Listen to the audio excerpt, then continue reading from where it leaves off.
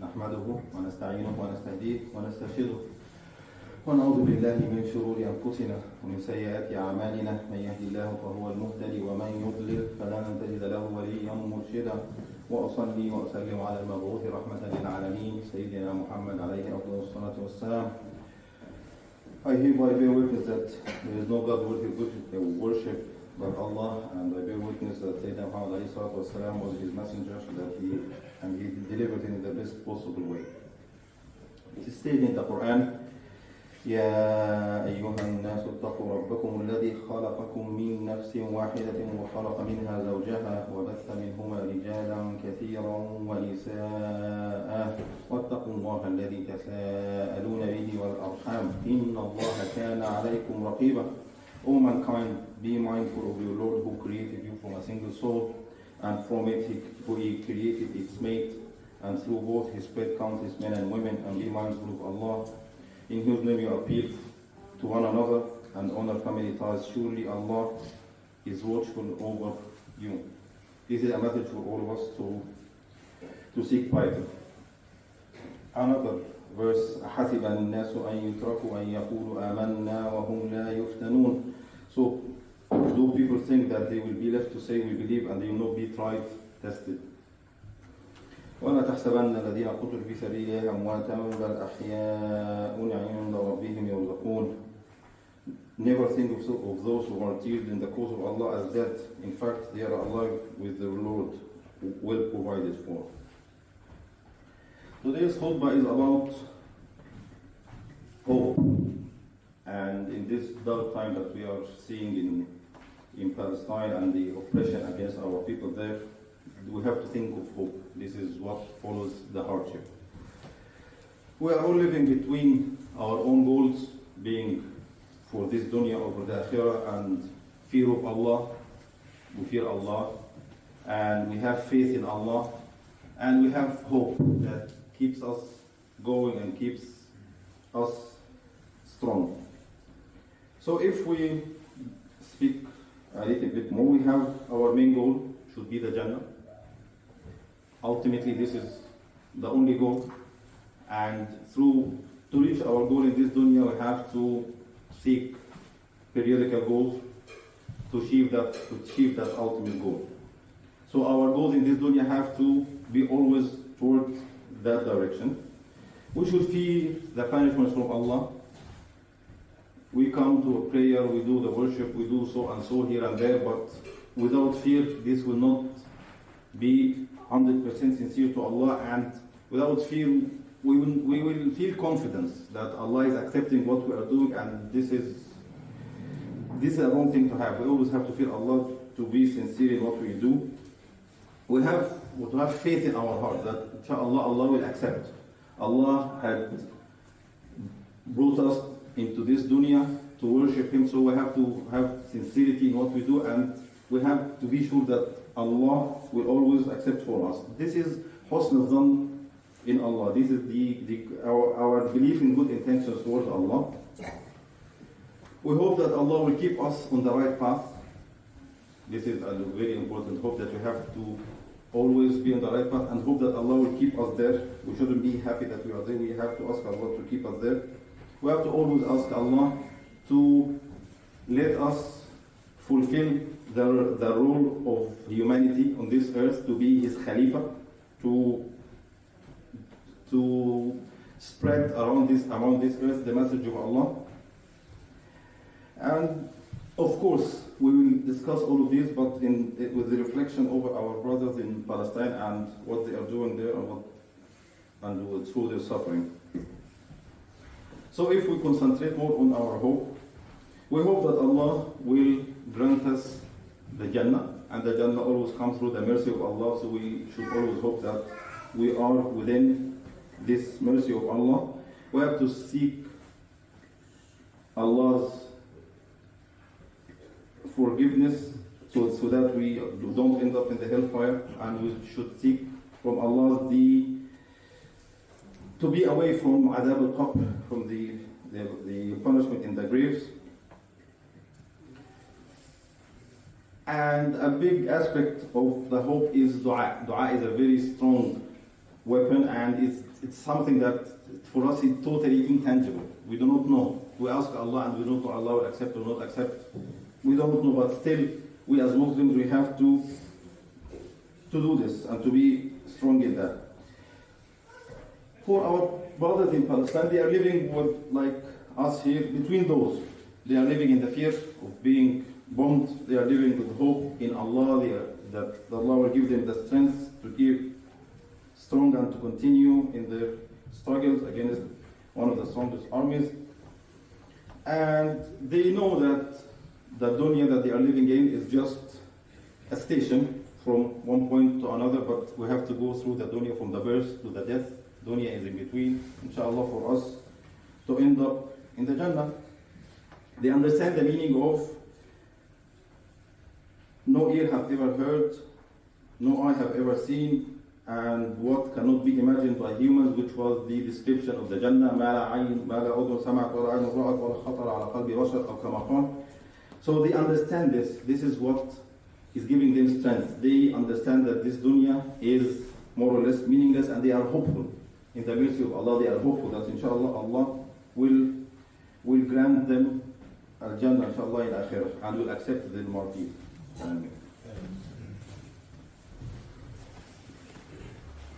In Surah At-Tawbah, ayah number 40, it was discussing a situation where Sayyidina Muhammad and Abu Bakr were during their hijrah, and they were hiding in the ghar, and the non-believers were just on top of them. If they look underneath, they will see them. And Abu Bakr was really afraid at the moment, like any human would be in that situation.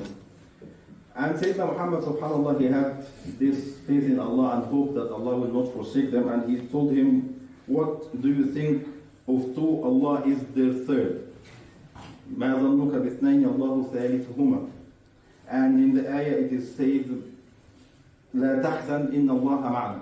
That it's part of the ayah, لَا تَحْزَنْ إِنَّ اللَّهَ مَعَنَا. Do not be sad, Allah is with us. So we don't have to think too much, but as long as we have this belief and the hope in Allah, inshallah, Allah will always be with us and will always help us.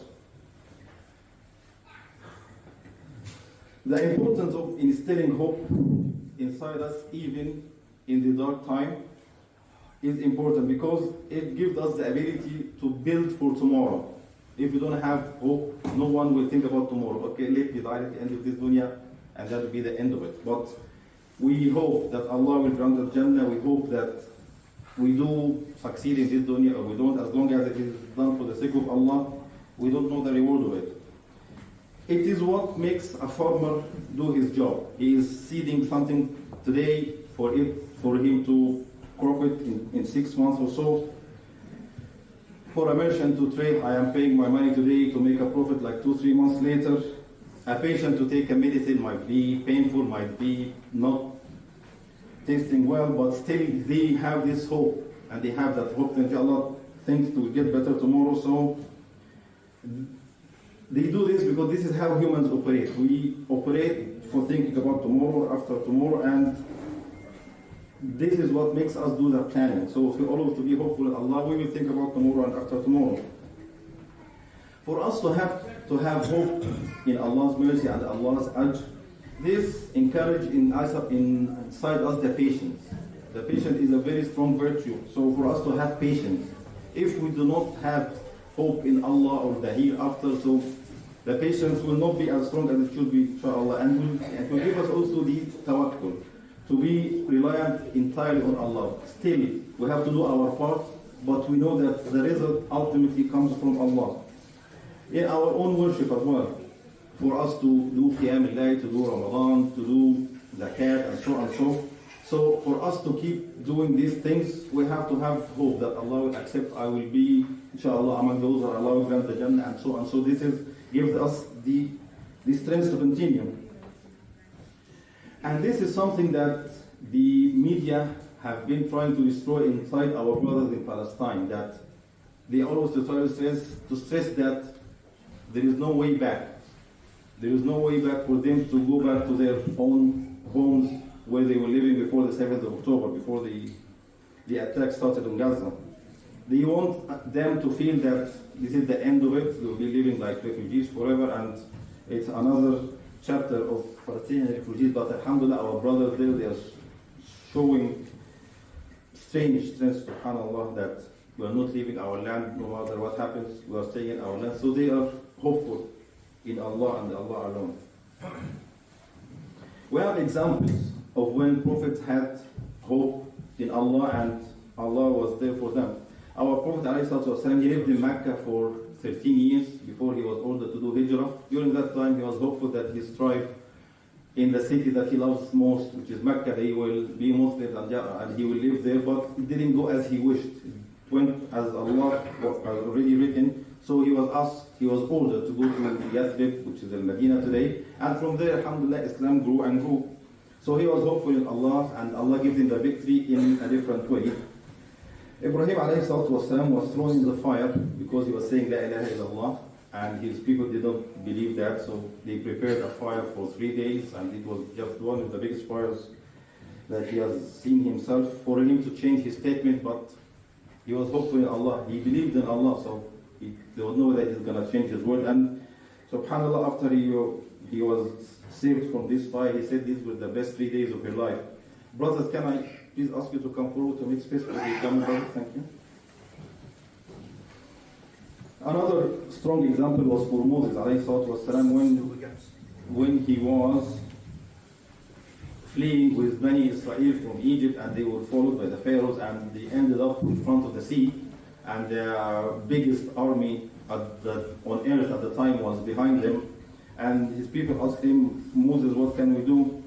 He said, إن معي ربي سيهدين. The ayah says, فلما تراءى الجمعان قال أصحاب موسى إنا لمدركون قال كلا إن معي ربي سيهدين. So the translation is, when the two groups came face to face, the companions of Moses cried out, we are overtaken for sure, that they will reach us, they will be able to kill us. Absolutely not. Moses said, my Lord is certainly with me, he will guide me. And he was ordered to use his stick to hit the sea, and it was split into two. So he didn't know what's going to happen, but he had faith in Allah, and subhanAllah, I mean, he was sure that Allah would not leave him alone. Prophet Zakaria and Prophet Ibrahim, again, والسلام, they were old, but they were making dua to get children, and Allah gave them their will because of their hope in Allah. And Yunus, والسلام, he was in the darkness of the belly of the whale. I can't imagine any of us being there, subhanAllah. And there was an ayah that said, فَاصْبِرْ لِحُكْمِ رَبِّكَ وَلَا تَكُنْ كَصَاحِبِ الْحُوتِ إِذْ نَادَى وَهُوَ مَكْظُومٌ. And so be patient with your Lord's decree, and do not be like the man of the whale who cried out Allah in total distress. So because he did not obey the command of Allah, he was put into this calamity, but he didn't lose hope in Allah. He was there making dua for Allah, and Allah forsake him. So this is how we should think about our faith in relation to our goal, in relation to our hope in Allah. And inshallah, I hope all of us will learn from this. أقول قولي هذا وأستغفر الله لي ولكم.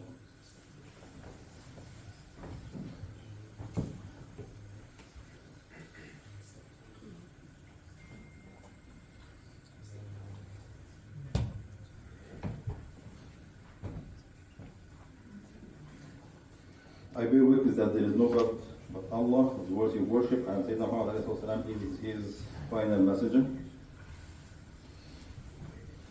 The Palestinian resistance today is inspiring, and what they are doing is very hard to imagine, alhamdulillah. But they are doing it because of their hope. They are following some of the ayahs that in the Quran, like for example, وَأَعِدُّ لَهُمْ مَا اسْتَطَعْتُم مِّن قُوَّةٍ وَمِن رِّبَاطِ الْخَيْلِ. Prepare against them what you can of power and cavalry. This is what we should do. We should just prepare and leave the rest to Allah. We do our uttermost, and Allah will grant us victory or not. It is in His hand. Because in another ayah it is said, فَلَمْ تَقْتُلُوهُمْ وَلَكِنَّ اللَّهَ قَتَلَهُمْ وَمَا رَمَيْتَ إِذْ رَمَيْتَ وَلَكِنَّ اللَّهَ رَمَى وَلِيُبْلِيَ الْمُؤْمِنُونَ مِنْهُ بَلَاءً حَسَنًا إِنَّ اللَّهَ سَمِيعٌ عَلِيمٌ. It was not you who killed them, but it was Allah who did so. Nor was it you who threw, but it was Allah who did so, rendering the believers a great favor. Surely Allah is all-hearing and all-knowing. So, it is our hope and faith in Allah that gives us this strength. In the darkest of time, we should just prepare and leave the rest to Allah. And in another place, الذين قال لهم الناس إن الناس قد جمعوا لكم فاخشوهم فزادهم إيمانا وقالوا حسبنا الله ونعم الوكيل. Those who were warned, your enemies have mobilized their forces against you, so fear them. The warning only made them grow stronger in faith, and they replied, Allah alone is sufficient as an aid for us, and He is the best protector. I believe this is the feeling of our brothers, that they feel that we have Allah with us. We have nothing to lose. It is what it is. This is, we have to defend Islam, the Arab Mubarakah, Palestine, Masjid al-Aqsa, they are working hard to defend it. I believe this is their feeling. Another cause for hope is a YouTube video that I viewed a couple of days ago. It is from a Jewish author in the New York Times who's known to be backing Israel in general. His name is Thomas Friedman. He's a famous journalist. He said that things will never go back to before 7th of October. Israel will never have this political backing, regardless of whatever it is doing. They lost the narrative of being a victim. They will not have this advantage again. They are not discussing the morning after the war because they are not ready for that. They don't know what they are going to do. They cannot imagine how it's like, because politically now America is pushing in the direction of 2 states, but the Israelis are 100% refusing that, so it is now a calamity for them. Americans now are waking up to realize that in their land they have to pay for medical care, whereas Israelis, that they give them aid year in, year out, unconditional, they do have free medical care. So they've started to think, what is going on? Why am I paying my earnings to them? New generations are not under the same effect like previous generation. Previously you had only the BBC, ITV, blah, blah, blah, but now the new generations are not listening to this at all. They are not even watching the BBC. They don't care about it at all. So whatever the BBC says, they don't care.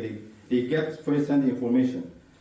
So for us as Muslims, this is hope. This is a cause for hope, because but it's not short-term thing, but it's a long-term thing, but it is the change in the mindset worldwide.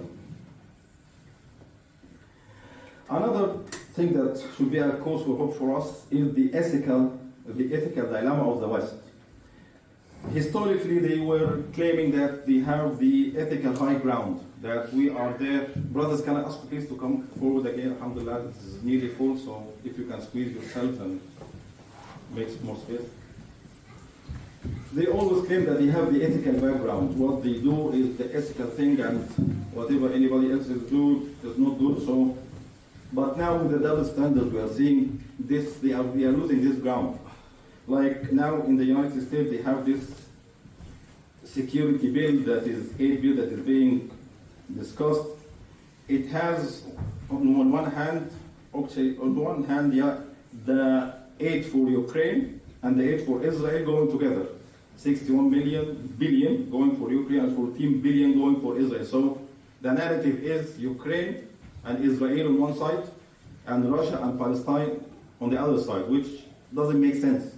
The oppressor here is known and the oppressor here is known. So the normal voter there will think, what's going on? This doesn't make sense.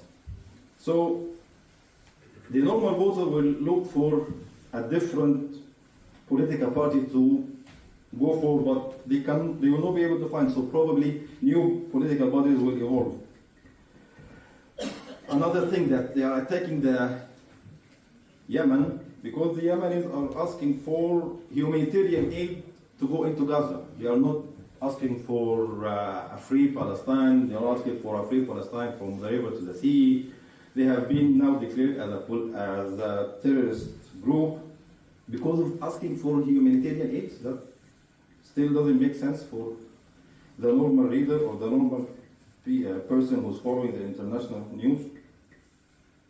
So this gives us hope that the international backing for Israel is not going to last for long. Inshallah. So brother, to conclude, the last ayah in Surah Al-Imran says that, Bismillah ar-Rahman, Ya ayyuha alladhina amanu isbiru wa sabiru wa rabitu wattaqu allaha la'allakum tuflihun. O believers, patiently endure, persevere, stand on guard, and be mindful of Allah so you may be successful. Rabitu here, which is the third word, sabiru, isbiru wa sabiru wa rabitu. Rabitu is always to be ready to face your oppressor, to stand on guard, defending your land. And in this case, for our brothers in Palestine, it is the Masjid al-Aqsa, which is important for all of us. For with their hope in Allah, and they have a clear goal that we want to do this for the sake of Allah, either we defend it or we die for it, it is a very, very strong recipe, alhamdulillah. We need hope in our life to continue. Other than that, we will not be able to be as strong as we should be. Because in the Quran it is said, فَإِنَّ مَعَ الْعُسْرِ يُسْرًا, and it is repeated twice, إِنَّ مَعَ الْعُسْرِ يُسْرًا. With the hardship comes ease, not after, it is with. With the hardship comes ease. So we are in hardship now, as an ummah, as our brothers in Palestine, still yusr is coming with it, and inshallah the ease will get to see it. I will leave you with one final hadith. Sayyidina Muhammad said, عجبا لأمر المؤمن إن أمره كله خير وليس ذلك لأحد إلا المؤمن. How wonderful is the case of a believer. There is good for him in everything, and this applies only for a believer. I ask us to be among those. إن أصابته سراء شكر فكان خيرا له وإن أصابته ضراء صبر فكان خيرا له. If prosperity attends him, he expresses gratitude to Allah, and that's good for him. And if adversity befalls him, he endures it in patience, and that is still better for him. So for us, good is good for us, and bad is good for us. This is the Muslim should be. This is a believer. This is, inshallah, we are among those. This is how we should feel. This is how, alhamdulillah, it's a bounty for us, and only for the believers. I ask Allah to make us among those. أقول قولي هذا واستغفر الله لي ولكم. اللهم يا ربنا اهدنا فيمن هديت وعافنا فيمن عافيت. اللهم ثبت إخواننا في فلسطين. اللهم يا ربنا سدد رميهم. اللهم يا ربنا خيب رمي عدوهم. اللهم اربط على قلوبهم وشتت شمل عدوهم. اللهم أنزل السكينة عليهم وأفرغ عليهم صبرا سبحانك يا رب. اللهم يا ربنا تقبل شهداءهم واجعل جهادهم خالصا لك وحدك يا أرحم الراحمين. اللهم يا ربنا عليك بالصهاينة الغاصبين. اللهم شتت شمل أعدائك أعداء الدين. اللهم يا مقلب القلوب والأبصار ثبت قلوبنا على دينك. اللهم يا مقلب القلوب والأبصار ثبت قلوبنا على دينك. اللهم ربنا استخدمنا ولا تستبدلنا. اللهم يا ربنا استخدمنا ولا تستبدلنا. اللهم يا ربنا لا تردنا خائبين. اللهم يا ربنا لا تردنا خائبين. اللهم يا ربنا ارحم موتانا وموتى المسلمين واشف مرضانا وموتى المسلمين. إن الله يأمر بالعدل والإحسان وإيتاء ذي القربى وينهى عن الفحشاء والمنكر والبغي يعظكم لعلكم تذكرون. قولوا قولي هذا واستغفر الله لي ولكم وأقيموا الصلاة.